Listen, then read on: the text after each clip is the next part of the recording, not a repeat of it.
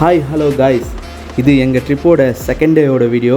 போன வீடியோவில் பார்த்துருப்பீங்க, நாங்கள் மூணாருக்கு போயிருக்க வேண்டியவங்க லேட் ஆனதுனால மூணாருக்கு ஒரு 83 கிலோமீட்டர் முன்னாடி இருக்கிற தேனியில் ஸ்டே பண்ணியிருப்போம். இப்போது இந்த வீடியோவில் அதோட கண்டினியூட்டியை தான் பார்க்க போகிறீங்க. ரூமுக்கு பக்கத்துலேயே இருந்த கடையில் டீ குடிச்சிட்டோம். சரி, அப்படியே டிஃபன் சாப்பிட்லான்னு சொல்லிட்டு வந்திருக்கோம். காலையில் சீக்கிரமாக வந்ததுனால எங்களுக்கு இட்லி மட்டும் தான் கிடச்சிது. அப்படியே அங்கே சாப்பிட்டு முடிச்சுட்டு ரூமுக்கு வந்துட்டு குளிச்சுட்டு ட்ரெஸ் எல்லாம் மாற்றிக்கிட்டு அப்படியே ரெடி ஆகிட்டோம். நேற்று நாங்கள் சென்னையிலேருந்து கிளம்புனோம். இன்றைக்கி இப்போ டைம் பார்த்திங்கன்னா காலையில் வந்து 9:44 ஆகுது. இன்றைக்கி தேதி வந்து 25.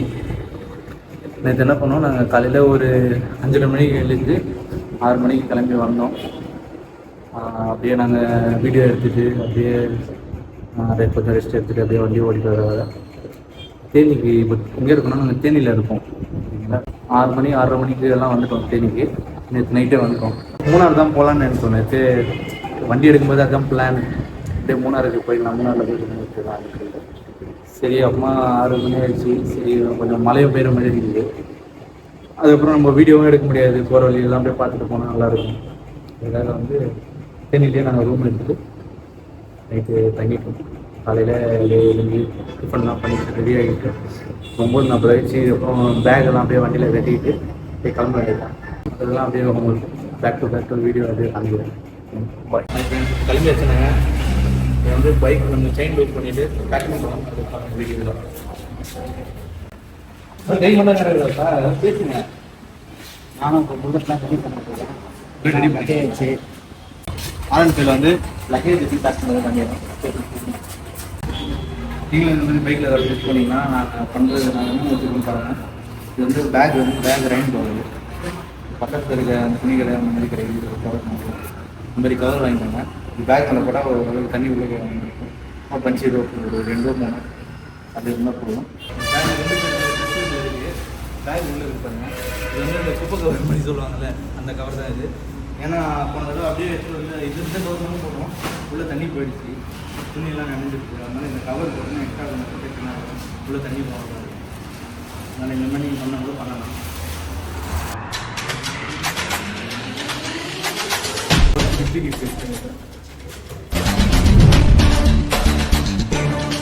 எவ்வளோ பின்னாடி வச்சுருக்கோம், பின்னாடி வச்சுருக்கோம். இங்கே இந்த இடத்துல போடலாம், மற்றதெல்லாம் பிளாஸ்டிக் ஆகிறதுல இந்த புஸ்டப் இருக்கிற இந்த கம்பெனி அழகாக இழுத்து காட்டுறோம். இப்படி போட்டுட்டு இதுக்குள்ளே எடுத்து அப்படியே நம்ம டைரெக்டாக போட்டோம்னா பேக் முன்னாடி வரும்.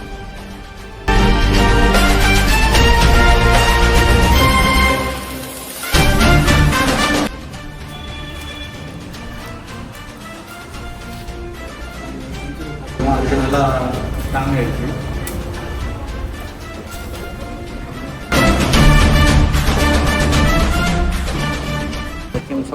காரில் வந்தோன்னா இந்த பிரச்சனைலாம் இல்லை. பைக்கில் வந்தோன்னா இதுக்குன்னு தனியாக டைம் ஸ்பெண்ட் பண்ணி அழகாக கட்டணும். இல்லைன்னா நம்ம லக்கேஜ் எல்லாம் வந்து கீழே விழுந்துடும். நல்லா 3 பஞ்சு போட்டு கவர்லாம் போட்டு நல்லா டைட்டாக கட்டியாச்சு. நல்லா ஸ்ட்ராங்காக தான் இருக்குது.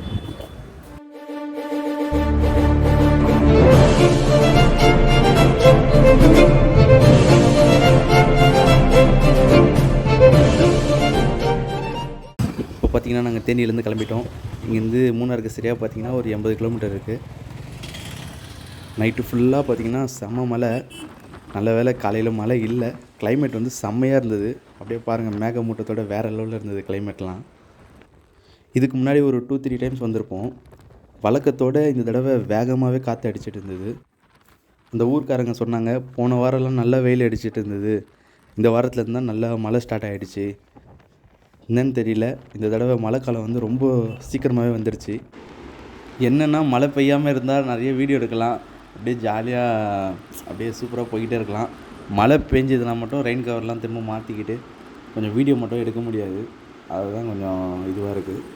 அப்புறம் இந்த வீடியோ பார்க்குற நீங்கள் யாராச்சும் இது வரைக்கும் பைக்கில் லாங் ட்ரிப் எங்கேயும் போனதில்லை அப்படின்னா கண்டிப்பாக நீங்களும் ஒரு தடவை போய் ட்ரை பண்ணுங்கள். உண்மையாகவே ஒரு வேறு மாதிரி ஒரு அனுபவத்தை கொடுக்கும். நல்ல கண்டிஷனில் ஒரு பைக் இருந்தால் போதும். அதுக்கப்புறம் அதுக்கு உண்டான டாக்குமெண்ட்லாம் கரண்ட்டில் இருந்தால் ஓகே. அதுக்கப்புறம் வந்து நல்ல ஒரு ஃபுல் ஃபேஸ் ஹெல்மெட் கண்டிப்பாக தேவை. அப்புறமா ரெயின் கவர் மட்டும் எடுத்துக்கோங்க. அப்புறமா மலையில் எங்கேயாவது பெஞ்சுருந்தால் நம்ம நினைய தேவையில்ல, ரைடும் ஸ்டாப் ஆகாது, அப்படியே கண்டினியூவாக போய்கிட்டே இருக்கலாம். பைக்கில் தனியாக போகாதீங்க, 2 பைக்கோ இல்லை ஒரு பைக்கில் 2 பேரோ அந்த மாதிரி கொஞ்சம் கேங்கோடு போனீங்கன்னா இன்னும் செம்ம என்ஜாயாக இருக்கும். இவ்வளோ சூப்பராக இருக்குது காற்று.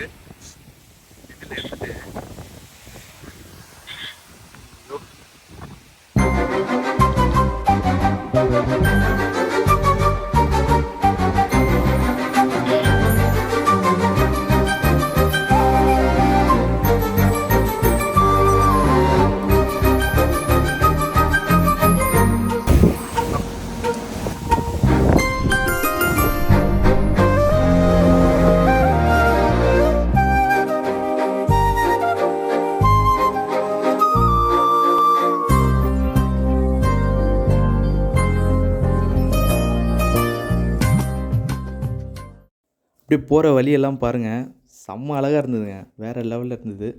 இங்கேயே ஏதாவது ரூம் எடுத்து தங்கிடலாமான்னு தோணுச்சு, அந்தளவுக்கு அழகாக இருந்தது. சிட்டியில் இருந்துட்டு இந்த மாதிரி இடத்துக்கெல்லாம் வந்து பார்க்கும்போது அப்படியே கண் குளிர்ச்சியாக இருக்குது. கண்டிப்பாக நீங்களும் வந்து பாருங்கள் ஒரு தடவை. இந்த ட்ரிப்புக்கு நாங்கள் 3 பேர் கிளம்பியிருந்தோம். நான், எங்கள் அண்ணன், என் தம்பி. என் தம்பி வந்து இதுதான் ஃபஸ்ட் டைம் வரான். அவன்கிட்ட லைசன்ஸ் வேறு கிடையாது, அவன் சின்ன பையன்தான், அதனால் அவன் பைக் ஓட்ட மாட்டான். நானும் எங்கள் அண்ணன் தான் மாற்றி மாற்றி பைக் ஓட்டிக்கிட்டு அப்படியே போயிட்டு இருந்தோம். இந்த மேற்கு தொடர்ச்சி மலையோட அழகை பாருங்கள். இப்போது நாங்கள் போடிமெட்டுக்கு போகிற வழியில் இருக்கிற செக் போஸ்ட் கிட்ட தான் இருக்கோம். அப்படியே இங்கே டீ கடை ஒன்று பார்த்தோம், அப்படியே டீ குடிச்சிட்டு போயிடலான்னு சொல்லிட்டு வண்டியை நிப்பாட்டியிருக்கோம். சொல்லிட்டு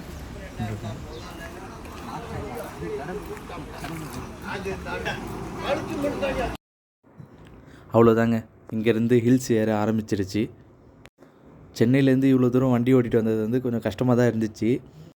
ஆனால் இந்த ஹில்ஸ் ஏற ஏற அந்த கிளைமேட்டுக்கும் அந்த வியூ சீனரிக்கும் நம்ம டயர்டெல்லாம் காணாமல் போயிடும். நம்மளுடைய பைக்கை இவ்வளோ தூரம் எடுத்துகிட்டு வந்து இந்த மாதிரி ஹில் ஸ்டேஷன்லலாம் ஓட்டுறது வந்து ஒரு செம்ம ஜாலி தான்.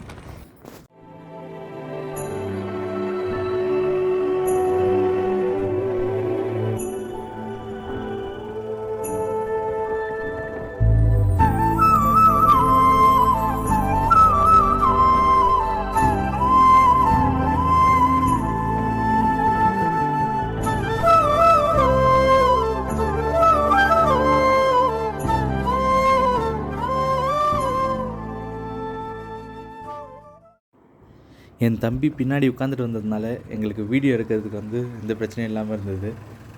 நாங்கள் நினச்ச இடத்துலலாம் அப்படியே ரன்னிங்லேயே வீடியோ எடுத்துக்கிட்டே வந்தோம். நல்ல வேளை நேற்று நைட்டே நாங்கள் அப்படியே நேராக இங்கே மூணாருக்கு வரலை. ஏன்னா நைட்டு ஃபுல்லாக நல்ல மழை பெஞ்சிட்டு இருந்ததாமா, இருட்டு வேறு. அப்புறமா மழை பெஞ்சால் ஒன்றுமே தெரிஞ்சிருக்காது, நடுவுலேயே எங்கேயாவது நாங்கள் ஸ்டே பண்ணுற மாதிரி ஆகிருக்கோம். நல்ல வேளை நாங்கள் தேனிலேயே ஸ்டே பண்ணது ரொம்ப நல்லதாக போச்சு. என்னை பொறுத்த வரைக்கும் பைக் ரைடிங்னால் அது காலையில் சீக்கிரமாக கிளம்பிடலாம். ஆனால் ஈவினிங் வந்து எனக்கு தெரிஞ்சு ஒரு 6 மணியோ 7 மணியோட நம்ம ஸ்டாப் பண்ணிக்கிட்டு எங்கேயாவது ஸ்டே பண்ணுறது வந்து ரொம்ப பெட்டர், நல்லது. இப்போதான் ஒரு 5 கிலோமீட்டர் இருக்குது மலை மேலே.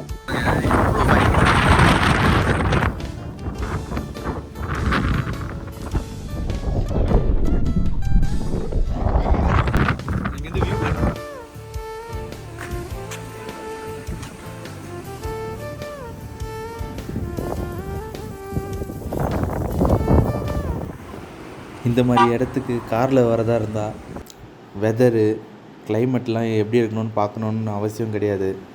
மழை பெஞ்சால் கூட பிரச்சனை இல்லை, அப்படியே வந்துடலாம். ஆனால் பைக்கில் வரதா இருந்தால் மட்டும் ஒரு வாரத்துக்கு முன்னாடியே கிளைமேட்லாம் எப்படி இருக்குன்னு ஃபஸ்ட்டே கொஞ்சம் செக் பண்ணிக்கிட்டு வர்றது கொஞ்சம் ரொம்ப நல்லதாக இருக்கும். அப்படியே மேலே பார்த்தீங்கன்னா தெரியும், அடிக்கிற காற்றுக்கு அந்த மிஸ்டெல்லாம் அப்படியே தள்ளிக்கிட்டு வருது பாருங்கள்.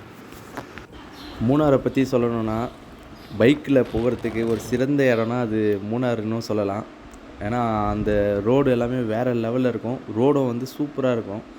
இப்போ நம்ம போகிறது வந்து கேப் ரோடு வழியாக தான் மூணாருக்கு போவோம். இந்த ரோடில் கண்டிப்பாக ஒரு தடவை வந்து பாருங்கள், எக்ஸ்பீரியன்ஸ் பண்ணி பாருங்கள், வேறு லெவலில் இருக்கும். போகிற வழியெல்லாம் செம்மையாக அந்த அங்கங்கே வாட்டர் ஃபால்ஸ் வரும். அப்புறமா வந்து வழியெல்லாம் டீ எஸ்டேட்டாகவும் நிறைய இடத்துல இருக்கும்.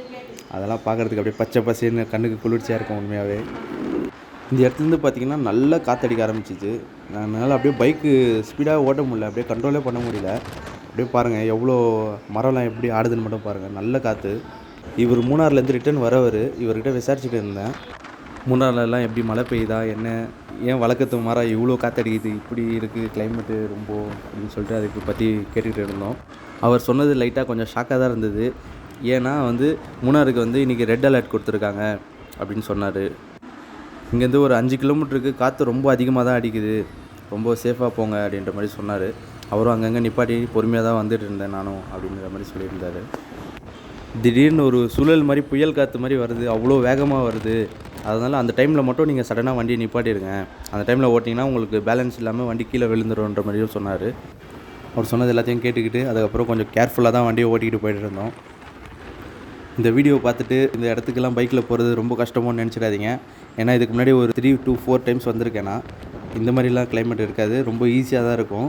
இந்த தடவை தான் ரெட் அலர்ட்னால ரொம்ப காற்றோட வேகம்லாம் ரொம்ப அதிகமாக இருந்தது. மற்ற டைம்லலாம் இப்படி இருக்காது. இந்த இடத்த பார்த்திங்கன்னா இது ஒரு டேர்னிங்கு. இது ஃபுல்லாக ஒரு ஓப்பனான டேர்னிங்கு. அந்த சைடு ஃபுல்லாக பார்த்திங்கன்னா ஓப்பன் பிளேஸ் இருக்குது. அதனால் காற்று தடுக்கிறதுக்கு எந்த இதுவும் கிடையாது. அதனால் காற்று நல்லா அடிக்குது இங்கே. இப்போ ரைட் சைட்லலாம் பைக் ஃபுல்லாக நிற்குது பாருங்கள். இதெல்லாம் ரிட்டன் வந்த பைக் கிடையாது, மூணாருக்கு போகிற பைக்கு. அவங்களால ஓட்ட முடியல, கண்ட்ரோலே இல்லை. இது பாருங்கள் எப்படி விழுது பாருங்கள். அதனால் இந்த கார்னரில் நிப்பாட்டியிருக்காங்க. ஒரு காற்று கம்மியாக இருக்கிறதுனால அந்த பாறையை ஒட்டி நிப்பாட்டி வச்சுருக்காங்க. பார்த்தீங்கன்னாலே தெரியும் உங்களுக்கு. நாங்களும் பைக்கை நிப்பாட்டிட்டு சும்மா அவங்கள்ட்ட போய் பேசிக்கிட்டே இருந்தோம் என்ன இதுன்னு. அவங்க சொன்னது என்னென்னா, இப்போதைக்கு மூணாருக்கு போகாதீங்க, கிளைமேட் ரொம்ப மோசமாக இருக்குது, இப்படியெல்லாம் வண்டியை ஓட்டிகிட்டு போக முடியாது, ரொம்ப ரிஸ்க்கு, நீங்கள் தயவு செஞ்சு திரும்பி போயிடுங்க அப்படின்ற மாதிரி தான் சொன்னாங்க.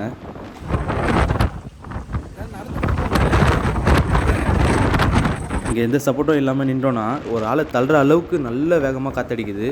எப்படி பார்த்தாலும் ஒரு 60லேருந்து 80 கிலோமீட்டர் வேகத்தில் காற்றடிச்சிருக்கோம். உண்மையாக செம்ம காற்று. நம்ம ஊரில் இந்த வர்தா புயல், கஜா புயலுக்கெல்லாம் அடிக்கும் பார்த்தீங்களா காற்று, அந்த மாதிரி காற்று அடிச்சிட்டு இருந்தது இந்த இடத்துல. இதில் பார்த்திங்கன்னா சில பேர் லோக்கல் ஆளுங்களே இருந்தாங்களே, அவங்களாலே ஓட்ட முடியல, அவங்களே ஓரமாக தான் வண்டி நிப்பாட்டி வச்சுருந்தாங்க. இதுக்கு முன்னாடி வரும்போதெல்லாம் இந்த இடத்தெல்லாம் சாதாரணமாக கிராஸ் பண்ணி போயிட்டே இருப்போம். இந்த தடவைலாம் அப்படியே சூப்பராக ஒரு மாதிரி டிஃப்ரெண்ட்டான ஃபீலாக இருந்தது. அந்த காற்றெல்லாம் புதுசாக அனுபவிக்கிறதெல்லாம் வேறு லெவலில் இருந்தது உண்மையாகவே. அதே சமயம் இயற்கை எவ்வளோ அழகாக இருக்கோ அவ்வளோவும் ஆபத்தும் இருக்குது அதில். இந்த மாதிரி டைம்லலாம் ரொம்ப சேஃபாக இருக்கணும் கண்டிப்பாக. ஏதாவது லேண்ட் ஸ்லைடு, நம்ம மேலே ஏதாவது கல் கில்லு பாறை கீரை உருண்டு வரதுக்கும் சான்சஸ் இருக்குது. அதனால் ரொம்ப சேஃபாக இருக்கணும் கண்டிப்பாக. அதே சமயம் இது ஒரு ரேரான கிளைமேட்டு தான், எல்லா டைமும் இதை நம்ம எக்ஸ்பீரியன்ஸ் பண்ணுற முடியாது. நாங்கள் கிளம்பும்போது சென்னையில் சரியான வெயில் கொளுத்துச்சு. ஆனால் இங்கே பார்த்தா புயலுன்றாங்க, மழைன்றாங்க, ரெட் அலர்ட்டுன்றாங்க. நாங்கள் இதை சுத்தமாக எதிர்பார்க்கவே இல்லை. ஆனால் அது மாதிரி அதை நம்ம ஏற்றுக்கிட்டு அப்படியே நம்ம சரி ஃபேஸ் பண்ணிக்கிட்டு அப்படியே போய்கிட்டே இருந்தோம். செம்ம ஜாலியாக தான் இருந்தது. அந்த காற்றெல்லாம் புதுசாக ஒரு வேறு லெவலில் இருந்தது. அந்த டைமில் நம்ம உண்மையாகவே மறக்க மாட்டோம் அந்த மூமெண்ட்டை. இப்போ தான் எங்களுக்கு தெரிய வந்தது, எங்களுக்கு தெரிஞ்ச அண்ணன் மூணார்லேருந்து ரிட்டன் வந்துட்டுருக்காங்கன்னு சொல்லிட்டு அவங்களுக்கு கால் பண்ணியிருந்தோம். அவங்க அப்படியே ஆப்போசிட்டில் தான் வரேன்னு சொல்லியிருந்தாங்க. அவங்களுக்கு தான் இப்போ நான் கை காட்டினேன். பின்னாடி அந்த ஸ்விஃப்ட் கார்லேருந்து அந்த ஸ்பாய்லரு அப்படியே பறந்து விழுந்துருச்சு. அது அவ்வளோ டைட்டாக ஃபிட் பண்ணி தான் இருக்குது. ஆனால் காற்றோட வேகம் அவ்வளோ இருந்தது. அந்த ஸ்பாய்லர் அப்படியே கீழே விழுந்துருச்சு. நான் கையில் பிடிச்சி எடுத்துகிட்டு போய் அவங்கள்ட்ட தரப்போகிறேன்.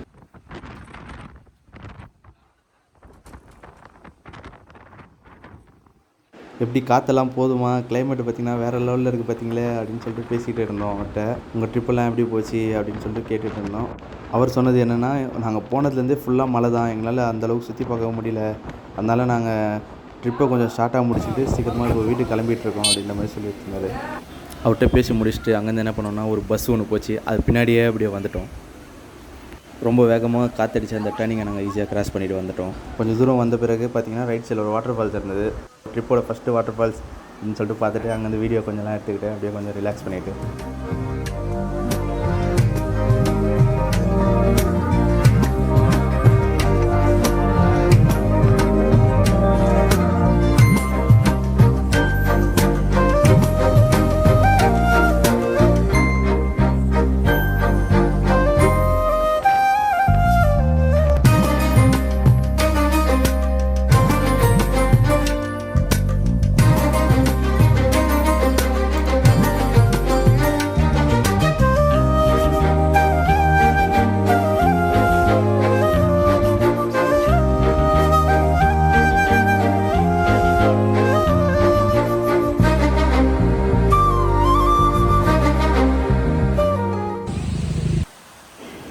டைம் பார்த்திங்கன்னா மதியம் ஒரு 1:49 ஆகுது. ஆல்மோஸ்ட் 2 மணிக்கிட்ட ஆக போகுது. இப்போ நாங்கள் எங்கே இருக்கோம்னு பார்த்தீங்கன்னா, அந்த வாட்டர் ஃபால்ஸ்லேருந்து ஒரு 5 கிலோமீட்டரோ ஒரு 10 கிலோமீட்டர் கிட்ட வந்தோம். வரும்போது பார்த்திங்கன்னா லெஃப்ட் சைடில் வந்து ஒரு ஹோட்டல், ஒரு டீ கடை அப்படியே சேர்ந்துருந்தது. அப்புறமா வந்து பள்ளிவாசல் மாதிரி இருந்தது, தொழுகிறதுக்கு இடம் இருந்தது. நாங்கள் முஸ்லீம்ஸ்ன்றதுனால 5 டைம்ஸ் வந்து ப்ரேயர் பண்ணணும். ப்ரேயர் பண்ணுற இடம் கிடச்சிருந்தா அந்த டைமில் நாங்கள் கண்டிப்பாக ப்ரேயர் பண்ணிப்போம். இவ்வளோ ஹாப்பியான லைஃப் கொடுத்த கடவுளுக்கு ஒரு 5 மினிட்ஸ் ஒதுக்க முடியாதா என்ன? இதுதான் பள்ளிவாசல் இருந்தது. கண்டிப்பாக அதிக நன்றி செலுத்தி ஆகணும். இந்த மாதிரி இடத்துலையும் அழகாக தொழுகிறதுக்கு இடம் கொடுத்ததுக்கு அந்த இடத்துக்காரங்களுக்கு ரொம்ப தேங்க்ஸ் பண்ணி ஆகணும். இதை நாங்கள் தொழுது முடித்தோம். கிளைமேட் வேறு லெவல். திரும்ப அங்கேருந்து கிளம்பி வந்தோம். வர வழி பார்த்திங்கன்னா இங்கேருந்து தான் அந்த டீ எஸ்டேட்லாம் ஆரம்பிச்சிது. இங்கேருந்து தான் ஸ்டார்டிங் அது.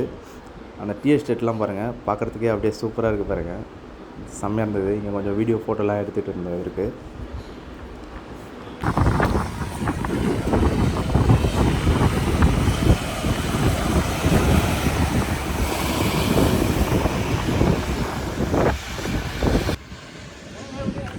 அது மட்டும் இல்லாமல் அந்த வாட்டர் ஃபால்ஸ் பார்த்தோம் இல்லைங்களா, அதை தாண்டினதுலேருந்து மழை ஸ்டார்ட் ஆகிடுச்சு. அப்படியே மழை பெஞ்சிக்கிட்டு நின்றுட்டு இருந்தால் இருந்தது.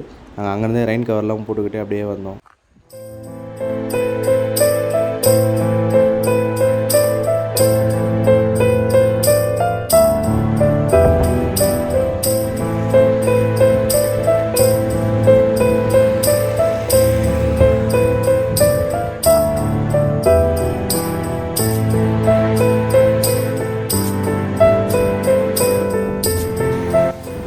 மூணாரில் விட்டுருக்க டபுள் டெக்கர் பஸ் எல்லாம் பார்த்தோம்.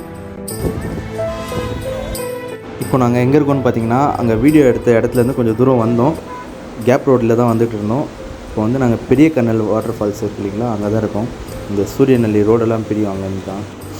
அதை தாண்டி வந்தோன்னா பார்த்தீங்கன்னா ரைட் சைட்லேயே இந்த வாட்டர் ஃபால்ஸ் இருக்கும். அதை அப்படியே பார்த்துக்கிட்டு அங்கே நின்றுட்டு இருந்தோம் கொஞ்ச நேரம். இங்கே சாப்பிட்றதுக்கு ஸ்நாக்ஸ் எல்லாம் விற்கிறாங்க.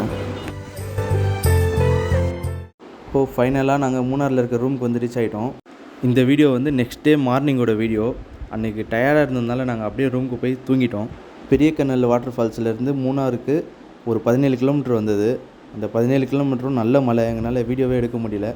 அது மட்டும் இல்லாமல் நைட்டு சரியான குளிர். இதோட இந்த வீடியோ முடியுது.